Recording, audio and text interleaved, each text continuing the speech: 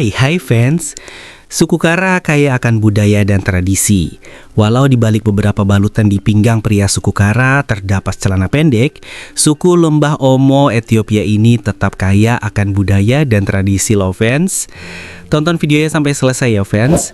Selamat datang di channel Bolokewer. Buat kamu yang belum subscribe channel ini, agar buruan tekan tombol subscribe-nya fans, biar Mimin makin semangat kasih info-info baru buat kamu fans, dan juga biar channel ini makin berkembang. Oke fans, kita kulik lebih jauh lagi ya tentang suku Kara. Di suatu tempat di tanduk Afrika, terdapat suku-suku etnis yang tradisi dan cara hidupnya yang eksotis masih belum tersentuh oleh dunia modern. Lembah Omo Hilir, Ethiopia Selatan, merupakan rumah bagi lebih dari selusin suku berbeda yang telah tinggal di sana selama berabad-abad. Suku Karo merupakan bagian dari sekitar 200.000 penduduk asli yang mendiami wilayah tersebut. Dengan populasi sekitar 1.000 hingga 2.000 jiwa, menjadikan mereka suku terkecil di Ethiopia, bahkan mungkin di seluruh benua. Wabah penyakit tidur yang mematikan dilaporkan telah mengurangi populasi mereka pada akhir abad ke-19. Suku Karo tinggal di sepanjang tepi Sungai Omo. Menurut tradisi lisan, mereka menetap di Sungai Omo setelah mengikuti seekor banteng merah di sana hampir 2 abad yang lalu. Mereka bercocok tanam di daerah resapan air, menanam sorghum, jagung, dan kacang-kacangan. Mereka juga menangkap ikan dan beternak sapi dan kambing. Disekelilingi oleh suku-suku yang lebih berkuasa dan kaya, mereka menciptakan hierarki sosial kompleks untuk mencegah perkawinan campur dan menjaga kemurnian garis keturunan mereka. Tetangga mereka antara lain Hamar, Bana, Bashada, Nyanggotam, dan Mursi. Kelompok-kelompok ini selalu berdagang kain, manik-manik, ternak, dan makanan. Suku Haro berkebatan dekat dengan suku Harmar yang menuturkan bahasa Omotik yang hampir identik. Kedua suku ini memiliki leluhur yang sama dan beberapa praktik budaya mereka menunjukkan sejarah budaya yang kaya bersama. Nah, suku Karo ini memang memiliki jiwa artistik alami. Di antaranya, mereka dikenal dengan seni lukis buat tubuh dan wajah yang memikat dan menawan. Mereka menghias tubuh mereka dengan kapur putih lokal, batu mineral kuning, biji besi, dan arang. Prosesnya rumit dengan desain yang beragam, mulai dari titik-titik sederhana dan halus hingga garis-garis kasar yang menawan dan dijiplak dengan telapak tangan atau jari. Motif animal seperti bulu burung genuia yang berbintik-bintik merupakan beberapa contoh seni lukis tubuh yang mereka lakukan. Baik pria maupun wanita mempraktikkan ekspresi simbolis dan ornamen ini agar terlihat lebih menarik bagi lawan jenis. Dan seni lukis tubuh juga dilakukan pada acara-acara khusus. Berarti juga suku Karo ini ketika beracara itu kayak ditato dulu biar yang cowok sama yang cewek ini makin terlihat menarik nih fans. Menarik juga ya fans. Gimana menurutmu? Tulis di pendapatmu di kolom komentar ya. Kecantikan merupakan aspek penting dari tradisi budaya Karo, dan bagi para wanita kecantikan telah tertanam kuat di dalam tubuh mereka. Para wanita membuat luka gores dan sayatan di dada, perut atau belakang mereka untuk menghasilkan pola sekat bekas yang rumit.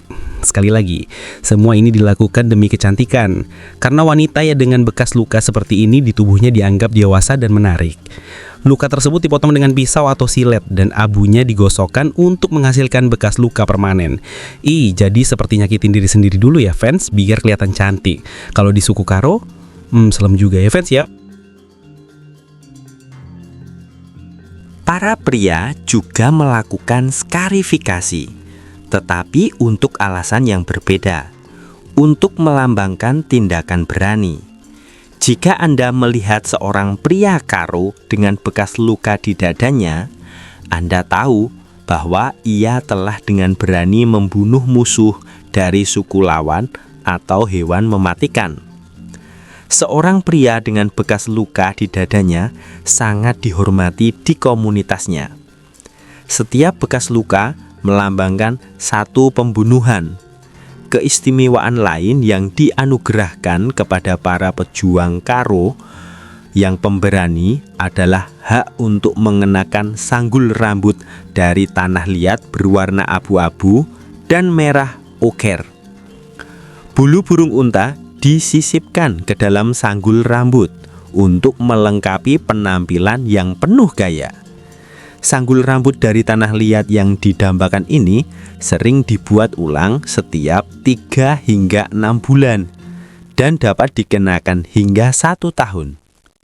Seperti yang diharapkan, suku Karo memiliki ritual dan upacara khusus yang mendefinisikan budaya mereka. Seperti Hamarken Basada, mereka mempraktekkan bula atau lompat banteng yang menandakan kedewasaan bagi para pemuda. Seorang inisiat harus membuktikan kesiapannya untuk menjadi dewasa dengan berhasil melompati barisan ternak 6 kali berturut-turut. Mereka yang gagal akan dipermalukan, sementara anak laki-laki yang berhasil memenuhi syarat untuk menikah dan mendapatkan hak untuk hadir di tempat-tempat suci bersama para tetua klan. Namun, ada syaratnya. Seorang pemuda hanya boleh menikah jika kakak laki-lakinya telah melakukannya. Lembah Umu sungguh unik. Keistimewaannya telah diakui oleh UNESCO yang menetapkannya sebagai situs warisan dunia pada tahun 1980. Sederhananya, tidak ada tempat lain di dunia yang memiliki keragaman penduduk dan budaya yang begitu beragam. Sungguh menakjubkan. Suku Karo di Ethiopia punya cara unik untuk mencari jodoh. Agar terlihat menawan di depan para pria, wanita suku Karo melumuri wajah dan tubuh mereka dengan kapur putih. Hal ini diyakini dapat memikat para pria. Tradisi suku Karo ini sudah berlangsung turun-temurun. Seorang fotografer Amerika Serikat bernama Vinence Pomparo mengabadikan momen ini saat berkunjung di tanah Ethiopia.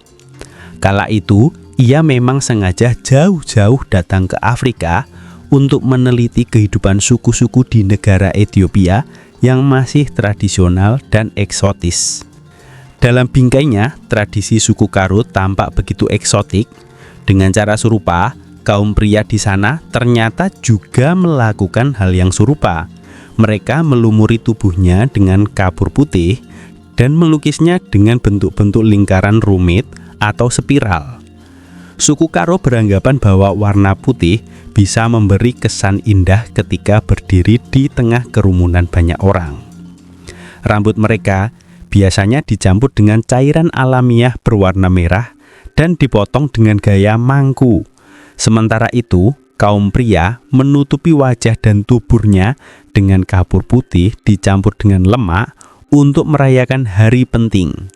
Lanjutnya, selain untuk mencari jodoh, tradisi unik suku Karo juga digunakan untuk menunjukkan eksistensi suku ini. Mereka juga percaya bahwa tradisi ini melambangkan sikap berani dan rela berkorban, meskipun harus menahan sakit pada kulit akibat efek samping kapur tersebut. Suku Karo saat ini terdiri dari 1.000 orang yang bertahan hidup dengan bertani, menangkap ikan maupun berternak kambing dan sapi. Makanan sehari-harinya adalah jagung, kacang, dan ikan. Suku Kara terkadang mengenakan bunga di kepala mereka.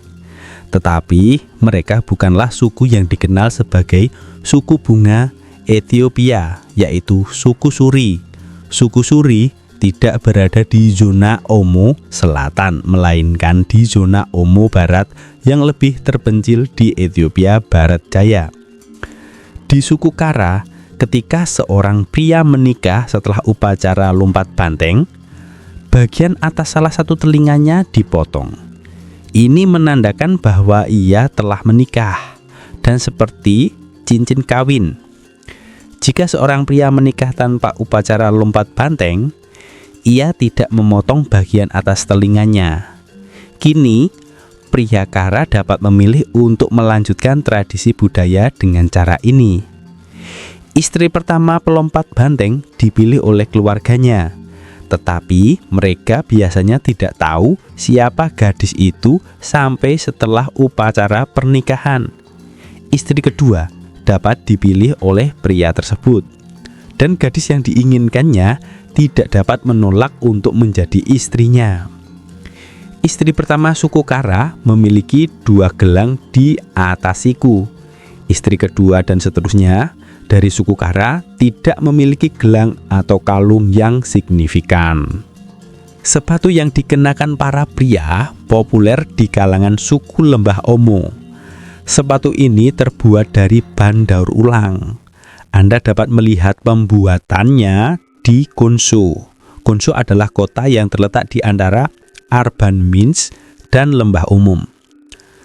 Di bengkel-bengkel di sepanjang jalan utama. Sepatu ini dapat dibeli di pasar-pasar suku di seluruh Lembah Omo. Sepatu ini sangat kuat dan tahan lama. Kursi kayu tradisional yang juga berfungsi sebagai bantal atau sandaran kepala. Kursi-kursi tersebut cukup kecil, tetapi bentuk dan ukurannya bervariasi. Dalam foto-foto di atas, kedua pria tersebut duduk di kursi bulat. Tetapi suku Kara dan suku Dasnes adalah 2 suku di Ethiopia yang juga sering membuat burkota yang lebih panjang. Burkota kayu adalah barang yang sangat populer di Lembah Omo. Mayoritas pria suku Lembah Omo memegang burkota mereka dan membawanya kemana-mana. Burkota ini dapat dipersonalisasi dengan pola dan seringkali dilengkapi pegangan kulit atau potongan kulit tipis yang panjang agar mudah dibawa. Anda dapat membeli bangku dan bantal tradisional ini di desa-desa dan di pasar-pasar suku di Lembah Omo. Oke fans, segini dulu info dari Mimin. Masih banyak info menarik tentang suku, budaya, tradisi, sejarah dari berbagai belahan dunia ini yang menarik kita ketahui. Jika kamu suka video ini, klik tombol like dan share-nya ya fan. Jangan lupa untuk dukung channel ini dengan subscribe dan selalu tonton videonya sampai selesai ya fans. Yuhu, bye bye fans.